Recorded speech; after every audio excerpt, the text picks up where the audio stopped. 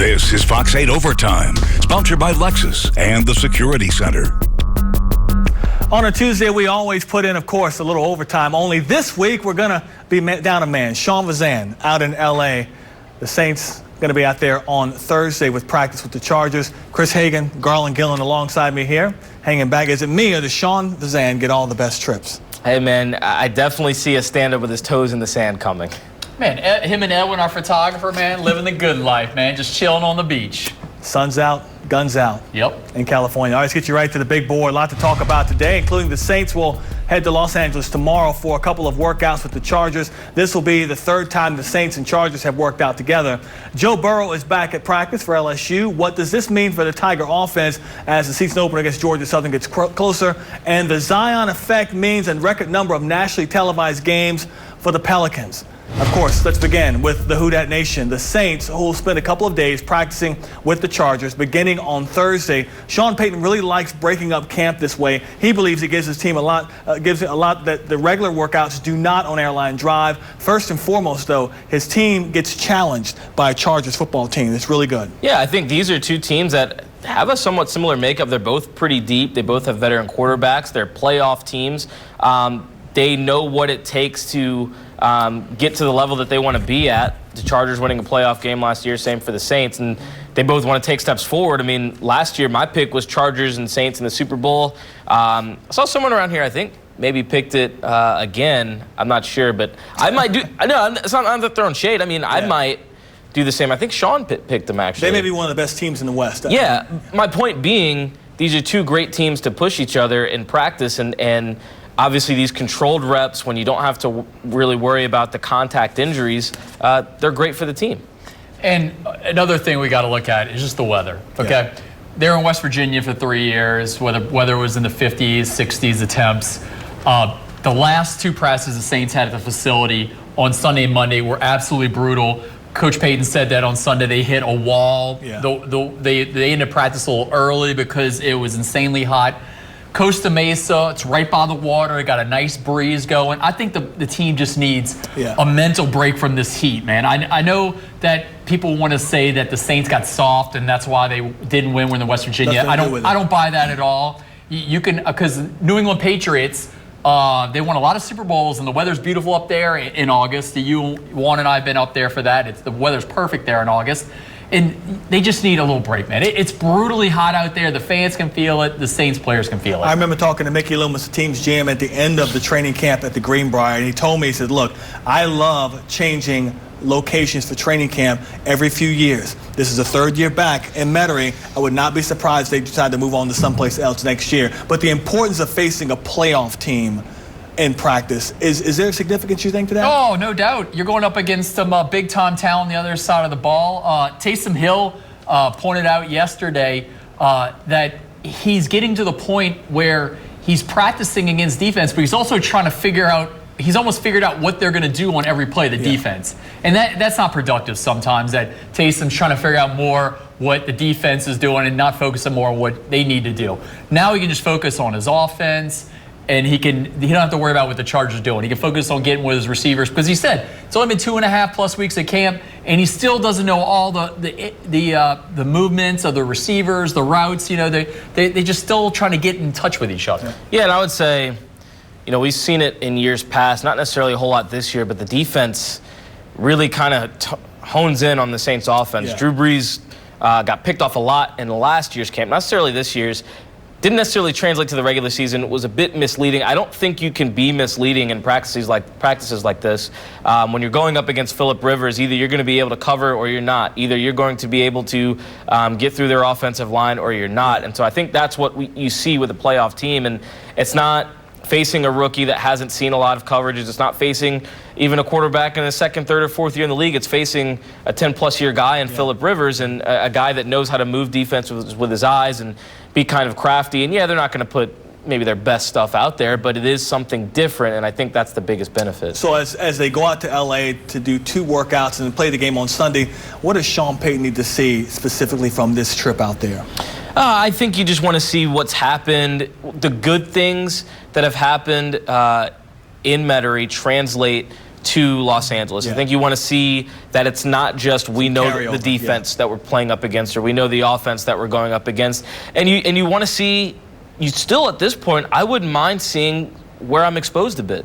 You know, if there's issues covering in the slot, if there's issues covering a guy like Keenan Allen who can move all over the field, if there's issues covering pass catching backs like an Austin Eckler that they'll see, I'd want to see that exposed right now when I still have time to fix it before the regular season. And this might be our best chance to see number 9 also. He didn't play this past week against the Vikings. He's probably going to play in this game. He'll play a little in week 3, and then that's shut down. He's not going to play in week 4. So I'm also intrigued to see how those quarterbacks do again. You know, Taysom and Teddy, they got a lot of work last week. They're going to continue to get some work this week. That quarterback battle is already figured out, but you also want to figure out which receivers are going to step up against those defensive backs, because those receivers, that's an insanely tight battle right now. You know that Drew Brees is not like being shown up by anybody, especially in the place where he used to play his football, and he's very good friends with their quarterback as well. But give me a player that needs to take a step in the right direction this week and in the preseason game. One player. So I would love to say, well,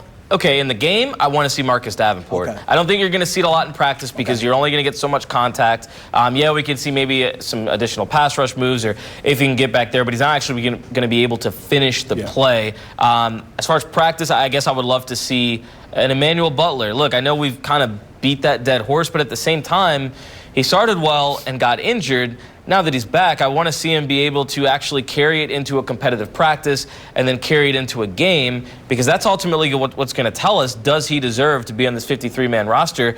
I think there's a spot for him. I mean, Rashard Matthews goes, there's definitely an opening there, but he's going to have to go out and earn that. I like to see Eric McCoy. This is going to be the first time he's going to be working with Drew Brees in a game-like situation.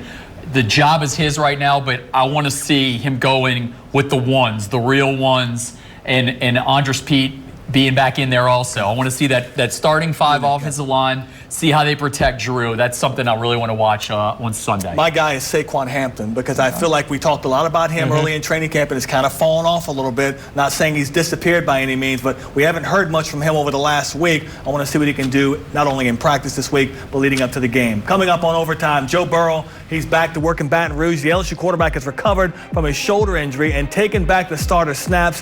What this means for the LSU offense going forward, that's next. And Saints fans who want to see their team spirit on television can head to the Final Play app to submit a picture. Just click the menu, scroll down to the Submit Your Saints Pics page, and from there, just follow the directions. Tune in throughout the season to see your Who Dat passion on display.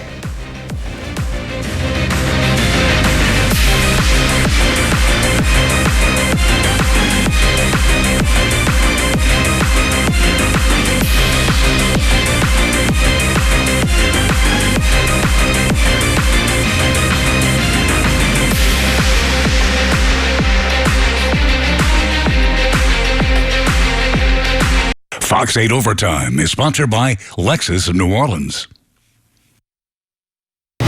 You're watching Fox 8 Overtime, sponsored by Lexus and the Security Center. All right, welcome back into Overtime. We're talking LSU football and the return of Joe Burrow to practice. That happened yesterday. He was under center at practice. He'd missed the team scrimmage on Saturday, giving way to backup Miles Brennan to lead the team. Head coach Ed Orgeron praised Brennan for his fill-in play. But guys, now is not the time of the season for Joe Burrow to not be in the lineup. Am I right? You're exactly right. Mainly from a leadership standpoint, last year it was a totally different story. Obviously, he's just getting to know the team and just coming in. But this year, all the eggs are in the Joe Burrow basket. They spent an entire offseason, everybody from the kicker to the defensive line to the receivers to the running back, just hyping up and talking about the growth of Joe Burrow. And for him not to be there, that would be a significant blow morale-wise. It's just one of those things that affects football teams. When a starter's not there, you feel it. But it's not the case. He's back. Hopefully it's not a lingering issue, and he should be good. Yeah, when you get a breaking news alert about a player returning to practice, then you know it's a big deal there. The LSU fans started to get a little worried there when he missed the scrimmage. Coach Orgeron tried to fan the flames by saying it was a minor injury there. So at least he's back, and he's back earlier than when Orgeron said he'd be back sometime this week. They didn't realize it was going to be the front end of the week. You're getting close here, Juan. We're getting getting there to where Georgia Southern is right around the corner. So it's key to get him back, especially these receivers. I know we heard a ton about how this receiving core group is going to be dynamic this year, so get Burrow back out with those guys. Can you blame them for being overly cautious, though? Even if it is minor? I don't blame them for anybody. Yeah. I mean, a team is as good as their health sometimes. I think that's the case with a lot of teams. Now, I think Burrow's good, and I think that, Brennan could step up, but certainly, you need your guys. Garland, how much you think Burrow missed in the time he missed? Obviously, he missed the scrimmage and other practices. I don't think much. I think they're going to be fine right there. I think it's not a big deal there. I think it was a bigger deal for Miles Brennan to get a lot of work with the ones, because Ogeron, on numerous occasions now this offseason and going into training camp, has also said that Brennan's going to see significant time, and I think he's going to see significant time against Georgia Southern in that first game of the season. Against Texas, you might not see as much as Miles, but in that first game, you're going to see a lot of Miles Brennan, and so it was big for number 15. And I think the biggest thing you miss with Burrow is his running ability. I'm not trying to take anything away from his arm. I think Miles Brennan's arm is up there just as good as Burrow's, if not better. And I think, the reason that Burrow won the job last year was said to be decision-making, which I would say in a year's time and a year more of learning, Miles Brennan's there as well. It's just an aspect of the offense that you'd like to have, because we've seen Burrow be able to make big plays with his legs. There have been a number of injuries for LSU during this lead up to the first regular season game. Not only did Burrow come back yesterday, but also Christian Fulton and defensive lineman Rashard Lawrence. Those are two huge pieces on the defensive side of the ball that you're happy to see back. Yeah, from everything I've heard, though, like you said, it's being overly cautious, and that's smart. I mean, when you've got an experienced team, especially guys like that, I know the college practice time is limited, and you do want to have your guys out there and learning everything, but they've played under, Dave Aranda for a couple of years now. They've played under, they've now had the same, secondary coaches, Coach Bush and Coach Corey Raymond, obviously been there forever, for a while now. They've been under the same system. It's not like you're reinventing the wheel by any means. So if a guy is dinged up, by all means, let him rest. I don't think they're missing a whole lot on the field right now. And I think the defense is pretty set in stone who's going to be their main players or starters. I think they're just going to figure out some of those backup roles. I think Aranda has a pretty good handle on who's going to be starting on defense. So if they miss a practice here or there, you want everybody raring to go for when the Georgia Southern Eagles come to Baton Rouge. Is there a concern over Grant Delpit? Missed the scrimmage, didn't practice yesterday. I mean, is that another situation where you're being overly cautious because he is one of the best, if not the best, safety in the league, in the country? I think LSU's being cautious, but I think for us, the media, because we don't get the same access that we do in the NFL, like with the pros, you can see probably when a guy left practice or if they're out there working on the side, the extent to which they're there or what they're doing or how they looked before that, how they look in team drills, 7-on-7, etc. We can't see any of that in college. You see individual drills if you're lucky. So, there's going to be a lot of concern from us because we don't know the extent of it. Of course. College coaches obviously aren't going to give you anything like an NFL coach might say, his leg or whatever's dinged up. So a little more concern there. At what point do the injuries become a concern, G? Game week. That's pretty good. Yeah, I mean, pretty much. Well, especially with Grant Delpit, he doesn't need any. He knows the defense. We're 2.5 weeks away from their opener there. If it's game week and Grant Delpit's not out there, then you start getting on freak out mode. Okay. All right, we'll leave it there for now. LSU up next on Overtime. The Zion effect is real and it's spectacular. Stay with us.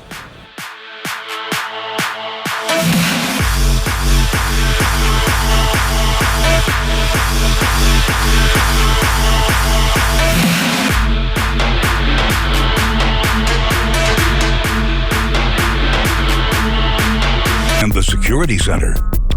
All right, back here on Overtime, time to talk about the popularity of the New Orleans Pelicans. In the eyes of the NBA schedule makers, the Pelicans will be must-see TV this season, putting the Pels on coast to coast 30 times. That's the franchise record, by the way, and it's easy to understand why they're in such high demand. Zion Williamson. Are you guys surprised that they're going to be on national television 30 times this season? We understand the reason why, but are you surprised that much so soon? I don't think so. I mean, I think it's Zion plus the fact that the Pelicans play what should be an exciting brand of basketball. It's not like you're going to go out there and watch a team that's only going to score 80, 85 points.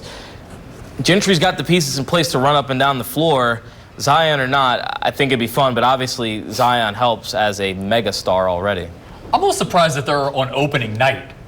on the road at the World Champions. That one I'm a little surprised about there. Yes, Christmas Day, sure. They're on Martin Luther King Day. They got a big game that day. Those are the big nights on the NBA schedule there. To be on opening night at the Raptors, I was a little surprised about that one. But hey, as you say, there's a hunger out there with Zion Williamson. I was going to say the fact that he did not play at all, well, except for the first quarter barely of the Summer League tournament. Maybe they saw so much excitement. Those tickets were going like hot. They were hard to get in Vegas. Oh yeah. Kind of giving you an idea of what the demand was out there. So maybe the thinking process is, well, look, they didn't see him at all in Vegas, and what they did see, they loved him so much. We got to get this guy out there early on. Well, I think when you look at the league and as guys get older, you kind of got to start to pump up that younger generation. And obviously, I think there are stars from the top down, but LeBron being, I would say, still the face of the league and getting toward the end of his career, if Zion pans out to be, I hate to say it, but the next LeBron, or at least the next face-ish of basketball, you want to start pumping him up now. Why not? I can't imagine how expensive those tickets are going to be in Toronto, because they're going to be, dropping the banner from the rafters. They're going to have the trophy. It's Zion. Oh, man, that secondary market's going to explode for that game in Toronto on opening night. I saw a national publication say the Pelicans would finish with 45 and 37 record. Obviously, Zion factors into that a lot. Obviously, Drew Holiday, the way he plays, factors into it. But are we expecting too much too soon from the rookie? 100% yes. I mean, look. Should we?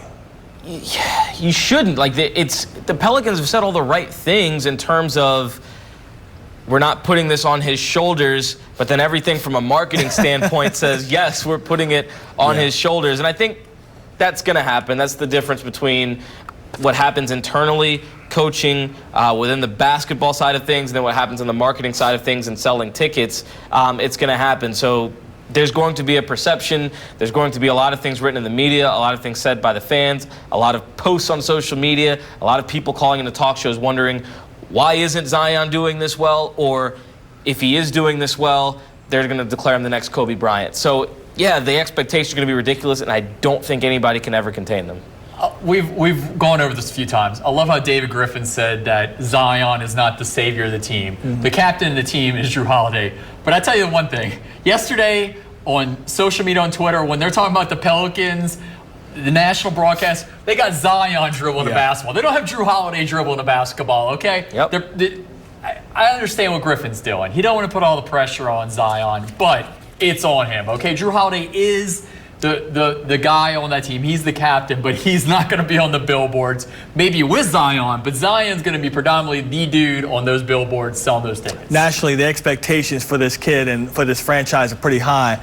Is it important the Pelicans, for a fan base perspective, is it important that the Pelicans qualify for the playoffs in this first year with this roster they have? And I think it's a good enough roster to do so. I do think it's a good enough roster to do so, but I've said it before, and I'm going to keep saying it.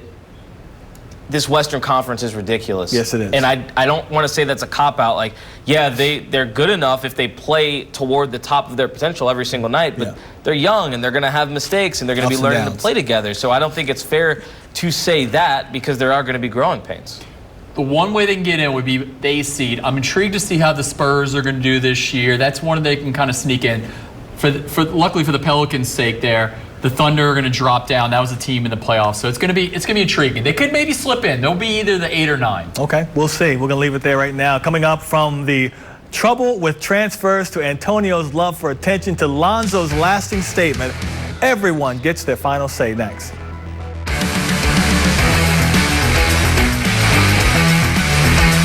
The Security Center. We're into the home stretch here on the final play. Of course, that means we get you right into everyone's favorite segment, our final say. And Chris Hagan leads us off. The transfer portal, in combination with getting a hardship waiver from the NCAA, has become a gift and a curse. The latest example, Tate Martell at Miami. After a lengthy recruiting process that landed him at Ohio State out of high school, he pivoted to Miami, and courtesy of the hardship waiver, Martell is immediately eligible to play this season. It was assumed that with his experience and ability, he would start. The problem is, the U announced yesterday that redshirt freshman Jaron Williams will be the starting quarterback instead, which surprised a lot of people, including, of course, Martell. The moral of the story may be sticking it out where you're at, where you were recruited originally, where you have time put in to learn the system is the best option. Maybe actually competing for the job and earning it is the best course of action. After all, that's what the game's about, right? Competing. Embrace it and earn it. And salute to the guys like Miles Brennan at LSU, working and waiting for their time. Raiders wide receiver Antonio Brown loves attention. He was on The Masked Singer, which you can watch this fall on Fox 8. And he always wants to dominate the conversation. He arrived at Raiders camp in a hot air balloon. And how did he get there? He forced a trade out of Pittsburgh. Once he got into camp, he only practiced once due to frostbite on his feet after a cryotherapy mishap. And that was only the start. Brown said he would retire unless he could play with his outlawed helmet. It was banned due to safety concerns. The NFL said no, and now Brown says he will finally return to the team with a new helmet. People, he was always going to play for Oakland. A helmet was going to make a difference. He was just starving for attention as usual, but the national media fell for it anyway. Well said, G. On Monday, the NBA put the Pelicans front and center and on national stage by scheduling them for national broadcast, a franchise record 30 times, all but guaranteeing that the Pels and Zion Williamson will remain a talking point all season long. Also on Monday, Zion's teammate Lonzo Ball did his part to raise awareness, only on a totally different and perhaps more important level. This is what staying woke looks like in Ball's eyes. This is also what artistry with a purpose looks like. African-American icons of our past whose fight for equality then still carry significance today. The faces on his arm, you most likely recognize their messages and their achievements you've probably heard about in your lifetime too. How they fought to change the way life was for people of color in the 50s and 60s is similar to how athletes like Colin Kaepernick are doing it today by using their large platform, their big stage to get all eyes on them, their message, and their cause, which is calling attention to and stomping out racial injustice. Cap's choice to kneel during the anthem is controversial. Ball's approach in some circles could be seen that as well. But he apparently doesn't care because he knows that nothing major was ever accomplished without some struggle. Ball's picturesque left arm is a reminder that the struggle, the good fight for what's right, or as he calls it, quote, the marathon continues. The conversation continues on the Fox 8 Overtime podcast. It's a lot of Saints talk right now, but plenty of LSU, Pelicans, and the rest of South Louisiana sports scene to come. You can find our podcast on fox8live.com, the Final Play and Tiger Huddle apps, and of course, wherever you listen to your podcast. That's going to do it for us. For the gentleman beside me and everyone at Fox 8, I'm Juan Kincaid. Thanks for watching. Our next newscast is at 4:30 in the morning. Have a great night. This has been Fox 8 Overtime, sponsored by Lexus and the Security Center.